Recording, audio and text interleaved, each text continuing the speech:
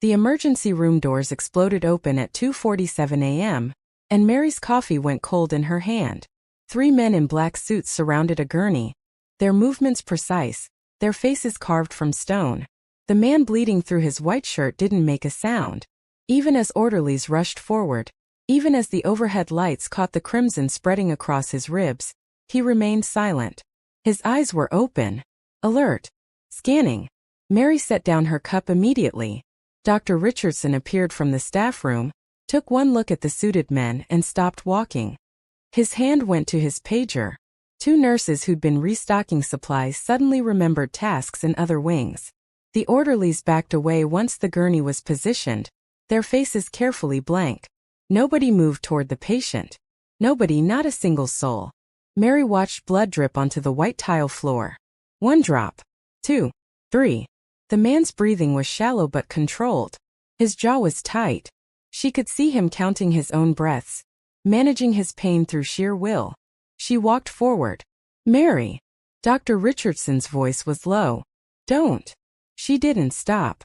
Her sneakers squeaked slightly on the linoleum as she reached the gurney. Up close she could see the man more clearly. Korean, probably in his early 30s. Sharp features that would be handsome if they weren't gray with blood loss. His suit was expensive and even ruined. His watch looked costly, so costly that it could be more than she earned in months. His eyes locked onto hers. They were dark, bottomless, and completely aware. She immediately turned to the suited men. "Gunshot wound," she said calmly. "How long ago?" One of the suited men stepped forward. 30 minutes. "Has he lost consciousness at any point?" "No."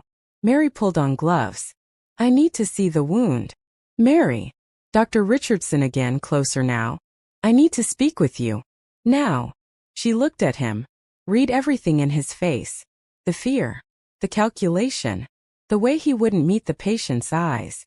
"If he dies while we're having that conversation," Mary said quietly, "how will that sit with you?" Richardson's mouth thinned. He didn't answer. Mary turned back to the patient. "I'm going to cut away your shirt, sir. Try not to move, please." The man's eyes stayed on her face as she worked. She'd expected him to look away, to focus on anything else, but he watched her with an intensity that made her hands want to shake. She didn't let them. 14 years of night shifts had taught her how to stay steady when everything else was chaos. The wound was clean.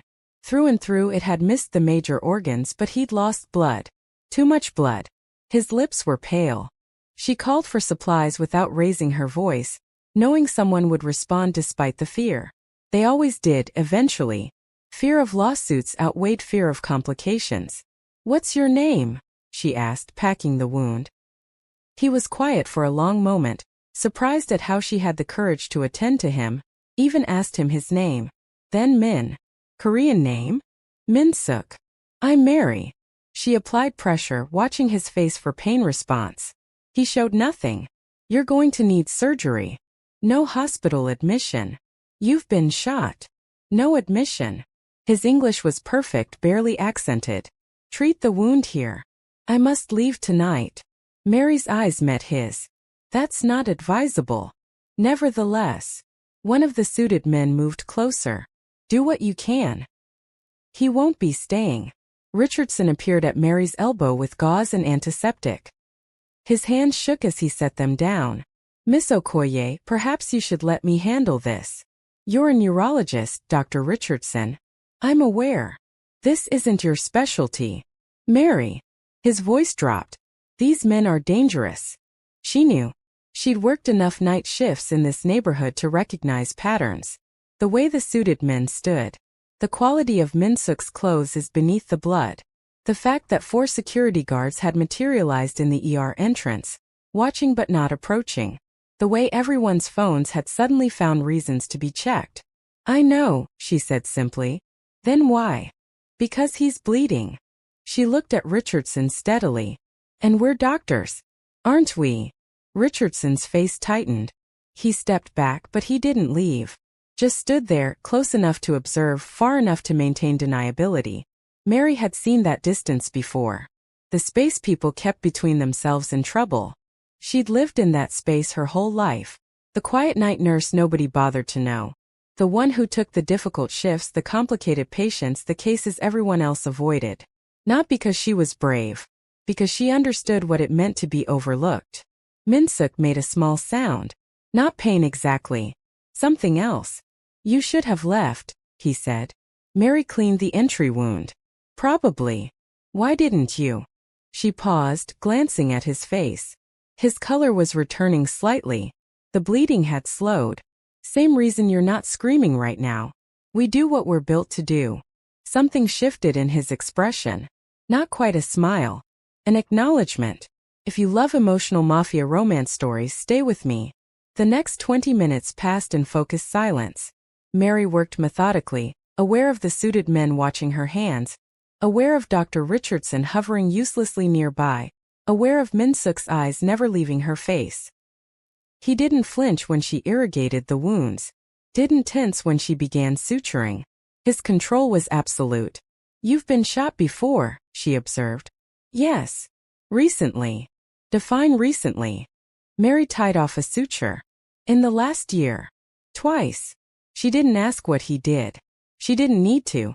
The answer was written in the scars she could see beneath the blood, in the way his men stood like soldiers, in the fear that had emptied the Serv staff. You should take antibiotics, she said.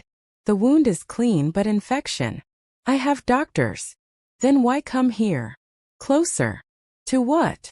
He almost smiled. You ask many questions. You're an interesting patient. Interesting. He tested the word. Is that what they call it? Maya taped the final bandage. You're stable. But you need to rest. 24 hours minimum.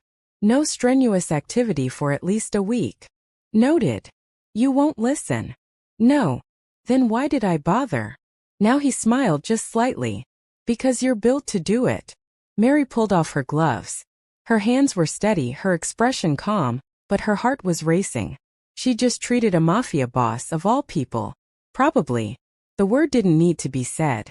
It hung in the air like antiseptic, sharp and undeniable. She just put herself in a file somewhere. A database. A list of people who knew too much or were useful or were expendable. Min-suk sat up slowly. One of his men moved to help but stopped at a look. He managed it himself, his face betraying nothing, though Mary could see the pain in the tension of his shoulders. Thank you, he said. You're welcome. I mean it. His eyes held hers. You stayed when you should have run. That's rare. Or stupid. Perhaps. But rare. He slid off the gurney.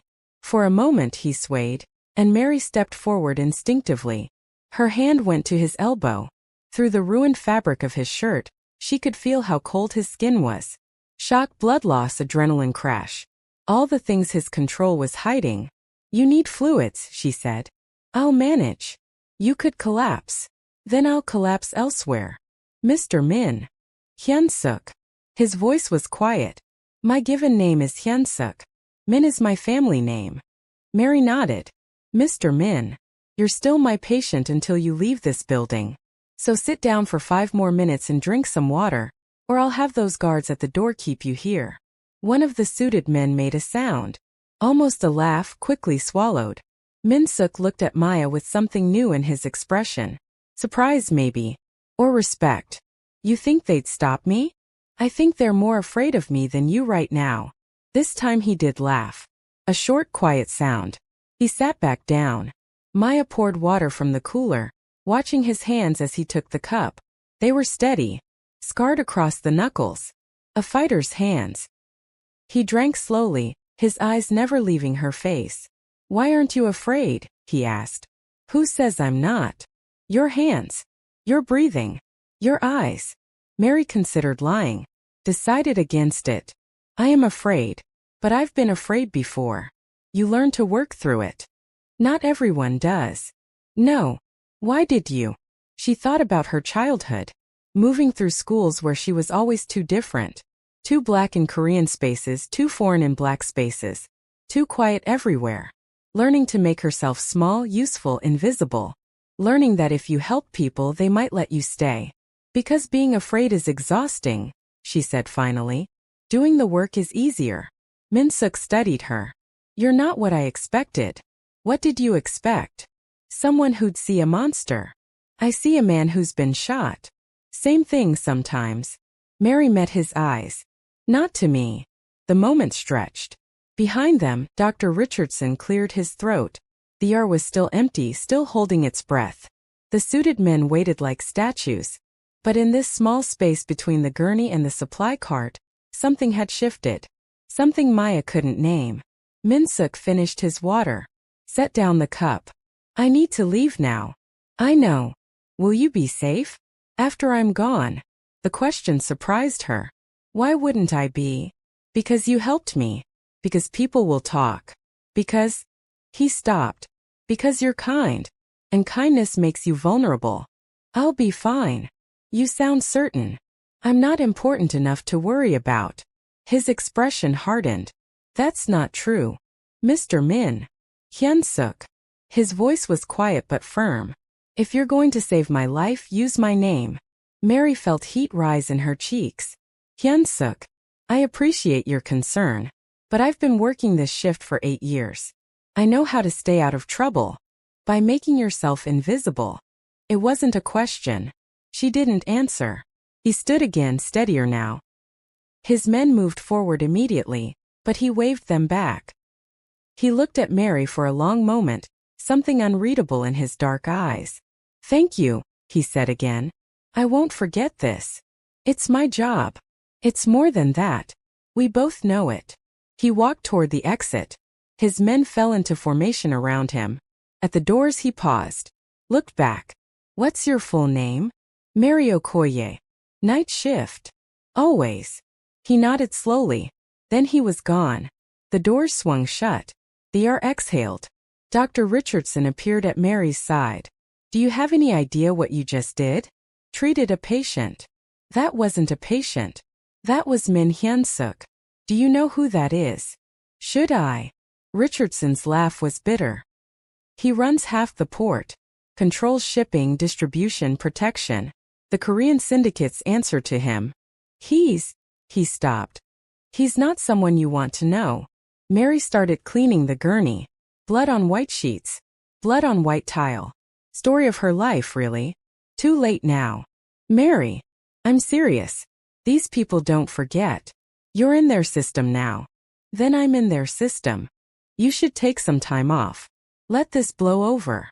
She paused. Gloves halfway to the medical waste bin. Dr. Richardson. With respect.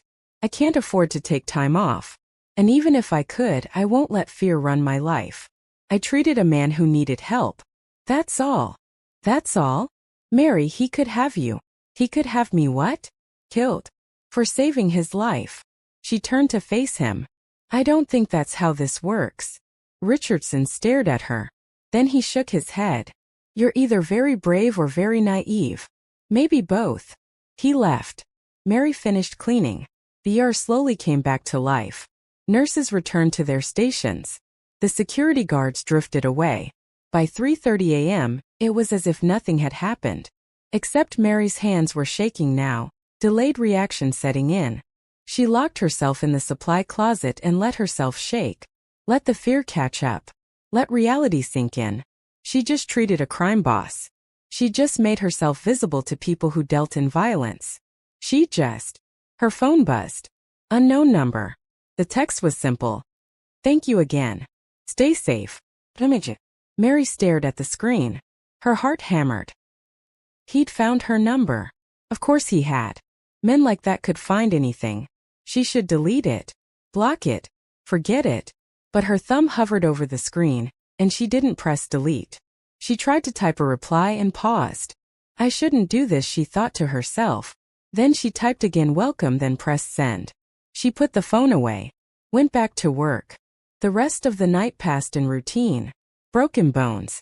Alcohol poisoning. A woman in labor whose regular hospital was full. Mary moved through it all with her usual calm efficiency. But her mind kept circling back. To dark eyes watching her. To steady hands on a paper cup. To a voice saying you're kind, and kindness makes you vulnerable. At 7 a.m. her shift ended. She changed out of her scrubs, pulled on her jacket, and walked out into the morning light. The parking lot was nearly empty. Her car sat in its usual spot, alone under a flickering street lamp. She was halfway there when she noticed the man leaning against it. Young Korean wearing a suit too expensive for a hospital parking lot. One of Min Suk's. Mary stopped walking. The man straightened. Miss Okoye.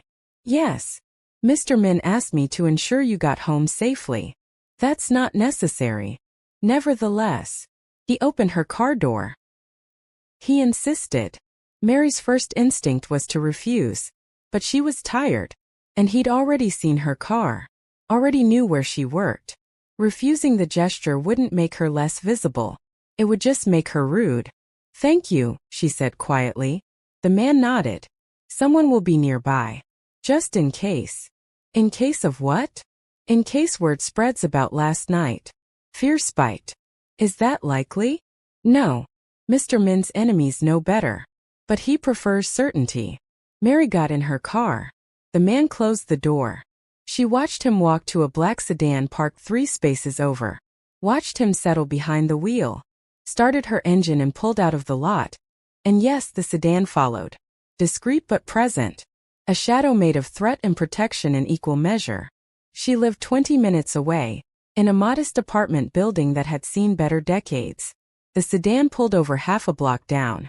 She parked in her assigned spot, grabbed her bag, walked to her door. Inside, she locked the deadbolt. Then she stood there breathing. Her phone buzzed again. You're home. Good. Rest well. You've earned it. Mary typed and deleted 3 responses. Finally settled on. Thank you. The reply came instantly. The thanks are mine. I mean what I said. I won't forget. She set her phone on the counter. Made tea she wouldn't drink. Stared at her reflection in the darkened window. She looked the same. Brown skin, black hair pulled back, tired eyes. Same as always. But something had shifted. She'd been seen. Really seen. Not as the quiet night nurse. Not as the woman who kept her head down and did her job. But as someone who'd made a choice. Someone who'd stayed when others left. Someone who mattered. She wasn't sure how she felt about that. Mary slept through the afternoon, woke at sunset, and ate leftovers standing at her counter. Her phone showed 5 missed calls. 3 from Dr. Richardson. 2 from numbers she didn't recognize. She ignored them all. At 10 p.m. she dressed for work. The sedan was still there when she left her building. It followed her back to the hospital. Parked in its spot. The man inside didn't acknowledge her. She didn't acknowledge him. But she felt safer knowing he was there. Hated that she felt safer. Hated that her world had shifted enough to need that safety. The hospital was quiet. Normal night shift emptiness. But the other nurses looked at her differently now. Whispers in the break room stopped when she entered. Dr. Richardson avoided eye contact. Security nodded at her with new wariness. She'd become something else. Something marked. Everyone knew what had happened. Everyone had an opinion about what she should have done. Nobody said it to her face. This story is hitting so far, tap-like. At 2 a.m. the ER doors opened. Mary looked up from her charting and her breath caught. Min-suk walked in. No guards this time. No blood. Just a man in a black coat, his expression calm. His eyes finding hers immediately across the room. He walked straight to her station. Mr. Min. She kept her voice professional. Are you experiencing complications from your wound? No. Then what brings you to the ER at 2 a.m.? You. The word hung between them. Around them the ER had gone still. Again. Always. The weight of his presence silencing everything else. I'm working, Mary said. I know. I waited until your shift. Why? Because I wanted to thank you properly. And because I wanted to ask you something. He paused. Are you afraid of me? Maya considered the question. Considered lying. Then chose truth. Yes. Good. You should be. Is this supposed to reassure me? No. It's supposed to be honest. He leaned slightly against her desk, and she could see the careful way he moved, protecting his wound. I'm not a good man, Mary Okoye. I've done things that would make you run screaming. But I'm not a liar. So when I tell you that you're safe, I mean it. When I tell you that no one will touch you because of last night, I mean it. And when I tell you that I'd like to see you again, away from this hospital, I mean that too. Mary's heart hammered. That's not appropriate. Since when do I care about appropriateness? Since always, I'd guess. He smiled. Genuine this time. You're right. I care very much about appropriateness. About control. About keeping clean lines between my world and the world of normal people.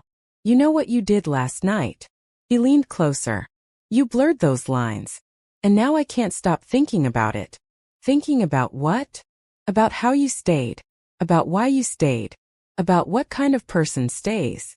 His eyes held hers. I want to know you. The real you. Not the nurse. Not the woman who makes herself invisible. You. Mary's throat was tight. You don't know anything about me. I know you're afraid, but you do the work anyway. I know you've been making yourself small for so long you've forgotten what it's like to take up space. I know you saw me bleeding and thought, this is a person, before you thought, this is dangerous. He straightened carefully. That's enough to want more. And what if I don't want more? Then I'll leave you alone. Completely. No guards. No texts. No shadow in your parking lot. I'll erase this like it never happened. He paused. But you saved the number. You didn't delete the texts. You knew the guard was there and you didn't tell him to leave. So I think maybe you do want more. Even if it terrifies you. Mary couldn't speak. Because he was right. About all of it. She had saved the number. She had accepted the protection. She had spent the last 18 hours trying not to think about dark eyes and careful words and the way he'd said, you're kind, like it was something precious. I don't date, she said finally. Neither do I. I don't know anything about your world. Good. Keep it that way. This is insane. Yes. People like you and people like me don't. Don't what? Exist in the same space? Share coffee? Talk. His voice was soft. Mary. I'm not asking you to marry me. I'm asking you to have dinner with me. Once. Let me thank you properly. Let me know you outside these walls. If you hate it, we will never speak again. And if I don't hate it? Then maybe we will have dinner twice.